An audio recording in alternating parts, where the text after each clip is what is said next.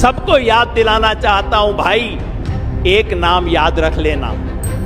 जब इस रैली से वापस जाओ तो किसी बच्चे को कहना YouTube पे आपको दिखा देगा। क्या नाम? मंगेश यादव।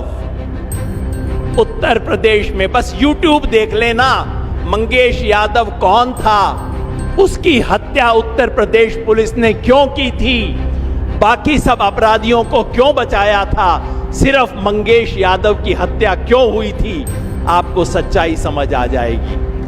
और सच्चाई ये है, जैसे हरियाणा में जाट समाज के खिलाफ सब लोगों को भड़काती है बीजेपी, ठीक उसी तरह उत्तर प्रदेश और बिहार में यादवों के खिलाफ भड़काने का काम बीजेपी करती है। ये बात गांव-गांव तक पहुंचाना आप। मैं कांग्रेस पार्टी से नहीं हूं, यहां के साथी बताएंगे हमने कई बार कांग्रेस का विरोध भी किया है, लेकिन आज मैं कांग्रेस का वोट मांगने के लिए क्यों आया हूं आपके बीच? इसलिए कि आज इस देश में और हरियाणा प्रदेश में झूठ की सरकार है, लूट की सरकार है और फूट की सरकार है। इस सरकार को उखाड़ फेंकने के लिए, निवेदन करने के लिए आपके यहां का बच्चा, यहां रेवाड़ी के पास सहारणवास गांव का बच्चा आपके सामने हाथ जोड़ के खड़ा हूं। राहुल जी, ये जो तीनों समस्याएं हैं उसका बहुत बड़ा शिकार है ये दक्षिण हरियाणा। झूठ का शिकार इसलिए है कि यहीं रेवाड़ी से नरेंद्र मोदी जी ने अपना प्रधानमंत्री बनने का सिलसिला शुरू किया था।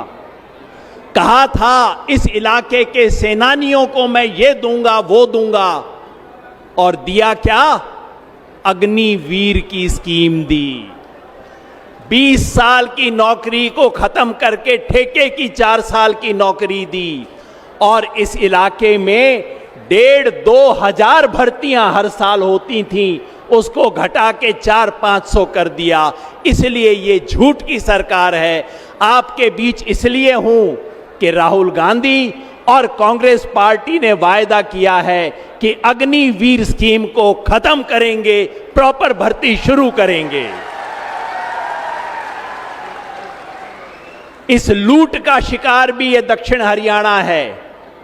ये कोई धान का प्रदेश नहीं है, ये बाजरा का, सरसों का और थोड़ा गेहूं का प्रदेश है। किसानों को कभी फसल का दाम मिल जाता है, कभी नहीं मिलता। सही बात है ना? और बीजेपी से कहो किसान को दाम दो, कहते हैं हाँ दे देंगे, भीख की तरह देंगे, कभी कभी देंगे। मैं यहां पे इसलिए हूं कि राहुल गांधी और कांग्रेस पार्टी कहती है कि हम किसानों को एमएसपी की गारंटी, कानूनी गारंटी देंगे, लिख के गारंटी देंगे, इसलिए यहां हूं। और तीसरी बात, फूट सबसे खतरनाक।